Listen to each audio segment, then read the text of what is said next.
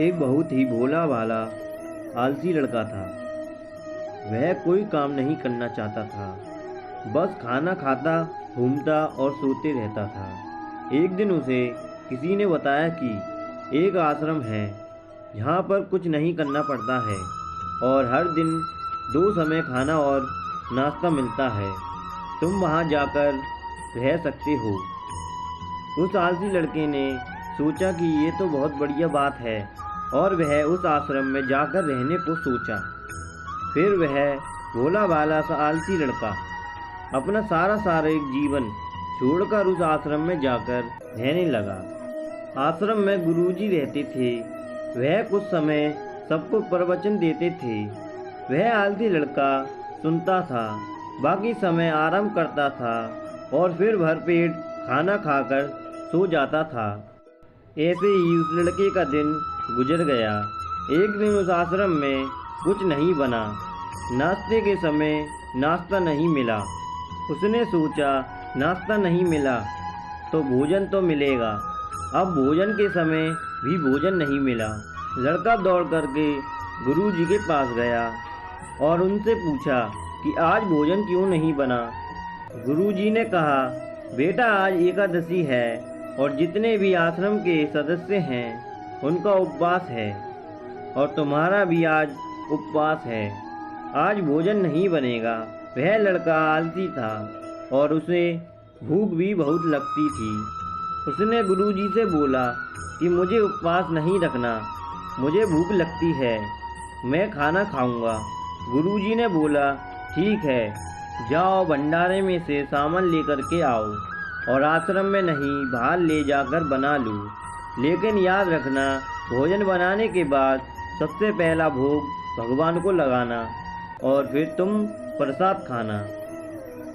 वह लड़का बोला, ठीक है। फिर नाल लेकर नदी की ओर पहुंचा। भोजन पकाने लगा, तैयार हुआ। उसके बाद कहने लगा कि भगवान श्री राम आइए, पधारिए, भोग लगाइए। अब जब उसे लगा कि भगवान तो नहीं आ रहे तो फिर कहने लगा कि मुझे मालूम है आपको तो अच्छा खाने की आदत है, मैं बना नहीं पाया और मुझे अच्छा भोजन बनाना भी नहीं आता, लेकिन जो भी रूखा सूखा बना है आकर खा लीजिए।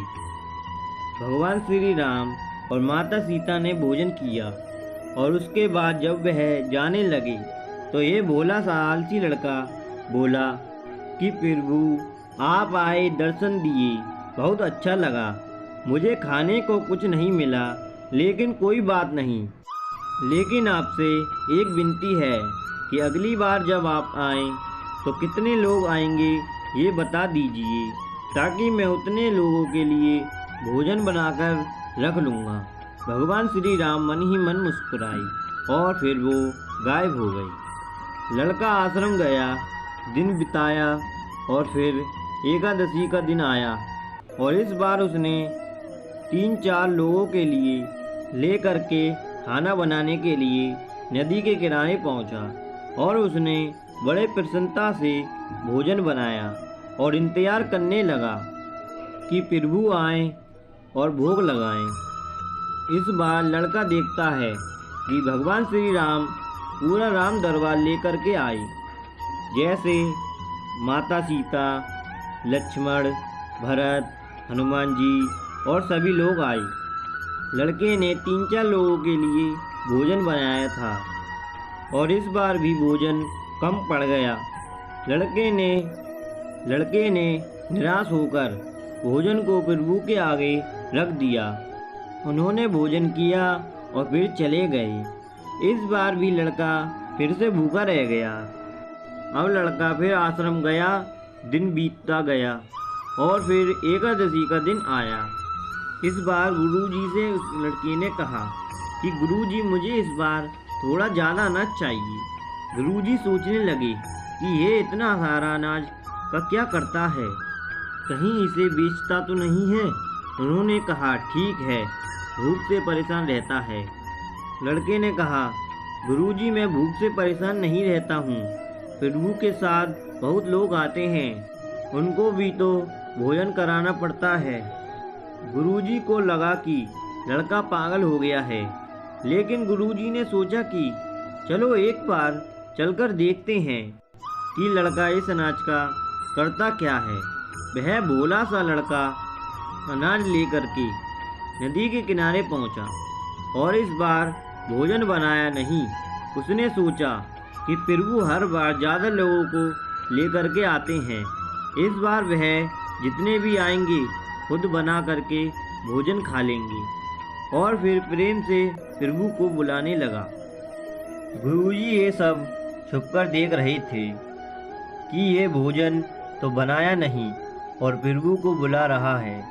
लेकिन लड़के ने देखा कि इस बार प्रभु के साथ बहुत से लोग आए हुए हैं, तो उसने प्रभु के सामने हाथ जोड़कर कहा कि मुझे माफ़ करना, आप बहुत सारे लोग आते हो, मुझे संख्या पता नहीं होती है और मेरी हिम्मत भी नहीं होती है कि इतने सारे लोगों के लिए भोजन बनाऊं।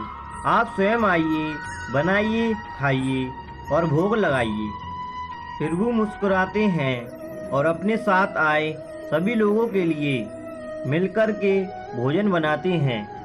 गुरुजी ये सब छुपकर देख रहे होते हैं और फिर लड़के के पास आकर के कहते हैं कि तुम ये क्या कर रहे हो। लड़का कहता है कि गुरुजी आपको दिख नहीं रहा कि भगवान श्री राम पधार चुके हैं, माँ सीता आई हुई हैं, हनुमान जी आए हैं और सभी लोग आए हुए हैं, भोजन बन रहा है। गुरुजी ने कहा कि पागल हो गया है, मुझे तो कोई नहीं दिख रहा। लड़का गुस्सा हो गया और बोला, प्रभु आप ये क्या कर रहे हो? एक तो मुझे भूखा रखा है और गुरुजी को भी दर्शन नहीं दे रहे, जो मुझे पागल समझ रहे हैं, कृपा करके गुरुजी को भी दर्शन दीजिए। भगवान बोले, नहीं, मैं इन्हें नहीं देख सकता। लड़का बोला, क्यों नहीं देख सकते? मेरे गुरुजी तो बहुत महान हैं, बहुत बड़े ज्ञानी और ज्ञाता हैं। भगवान बोले, हाँ ज्ञानी और ज्ञाता होंगे, लेकिन तुम्हारी तरह सरल नहीं है। जो सरलता तुम में है वो तुम्हारे गुरुजी में नहीं है। लड़के ने ये बात गुरुजी से कह दी कि भगवान श्री राम कह रहे हैं कि आप में सरलता नहीं है, आप मेरी तरह सरल नहीं हैं, इसीलिए आपको नहीं देख सकते। गुरुजी की आंखें नम हो गईं और रोने लगे और बोले कि बिल्कुल सही कहा, मेरे अंदर तुम्हारे जितना सरलता नहीं है। और फिर माफ़ी मांगने लगे कि भगवान ने गुरुजी को भी दर्शन दिए। यह कहानी हमें यह सिखाती है कि जीवन में सरलता सबसे आवश्यक है। जितने सरल बने रहोगे उतना जीवन में आगे बढ़ते चले जाओगे। जब आप सरल होते हैं तो आप खुद ब खुद मुस्कुराते हैं और दूसरों को भी मुस्कुराने की वजह देते हैं। थैंक यू दोस्तों, आपको कहानी कैसी लगी हमें कमेंट में बताएं और हमारी वीडियो को लाइक और चैनल को सब्सक्राइब कर लीजिए।